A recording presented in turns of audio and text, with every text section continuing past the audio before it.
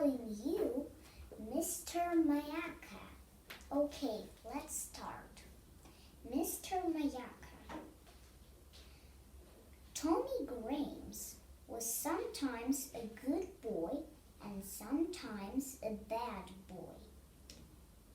And when he was a bad boy, his mother often said to him, "Now, Tommy, be a good boy and please don't go out of the street or Mr. Miacca will catch you and take you away." But one day, Tommy was a very bad boy and he went out of the street. He turned the corner and there was Mr. Miacca. Mr. Miacca caught him and popped him into his bag upside down and carried him away to his house.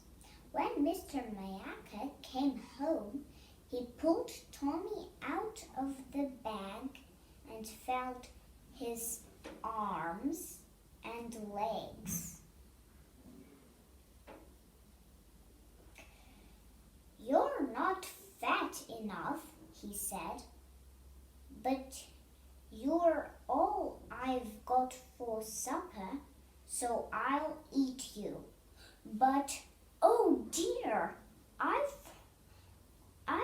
forgotten the herbs to put in the water, and you'll not be tasty without herbs. I'll call my wife." He called to Mrs. Miacca. "Sally, come here for a minute." Mrs. Miacca came in from the next room and said, "What do you want, my dear?" "Oh, here's a little boy I've brought home for supper," said Mr. Miacca, "but I've forgotten the herbs. I'll just go and fetch them while you look after him for me." "All right, my love," said Mrs. Miacca. Tommy Grimes looked at Mrs. Miacca and asked, "Does Mr. Miacca always have little boys for supper?" "Mostly, my dear, if the little boys are bad enough and he can catch them," said Mrs. Miacca. "Don't you have anything except boys?" asked Tommy.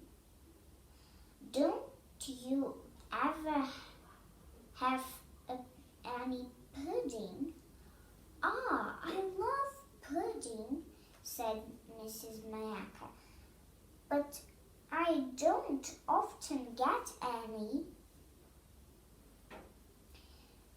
"My mother is making a pudding today," said Tommy Grimes, "and I'm sure she'll give you some if I ask her.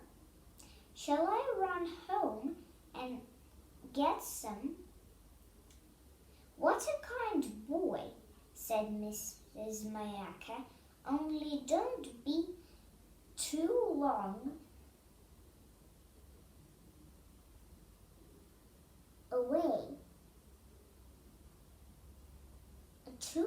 away, and be sure to be back before supper."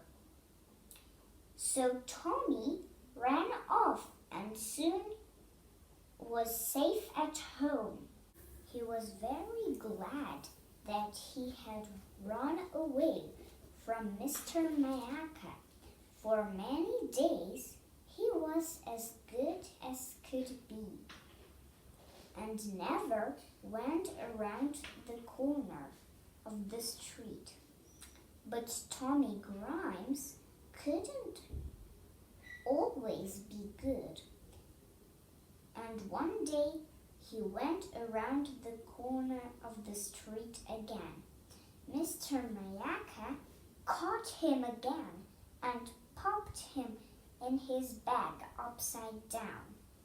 When Mr. Miacca got home, he pulled Tommy out of the bag. "I remember you," said Mr. Miacca. "You're the little boy who played a trick on me and my wife. You left us without any supper. Well, you will not do it again. I'll keep an eye on you myself. Creep under the sofa and I'll sit on it and watch the pot till it boils." So poor Tommy Grimes crept under the sofa and Mr. Miacca sat on it and watched the pot till it boils. They waited and waited and waited. Mr. Miacca on the sofa and Tommy under it. But still the pot didn't boil. At last, Mr. Miacca got tired of waiting and he said, "Hey, here you, under the sofa. I'm not going to wait any longer. Put out your leg and I'll see that you don't run away." But Tommy guessed what Mr. Miacca was going to do. He took the leg of the sofa, which was loose, and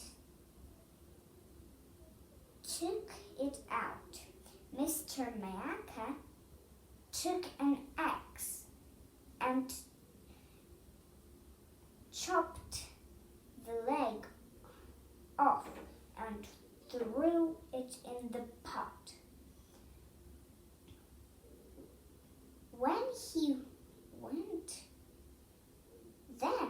He went into the next room to look for Mrs. Miacca.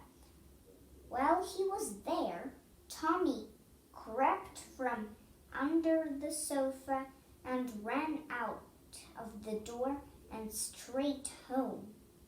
This time Tommy had such a fright that he was always a good boy after it. He never went around the corner of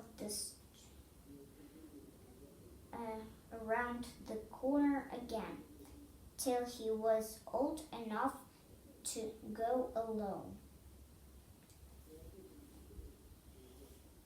Thanks for joining me.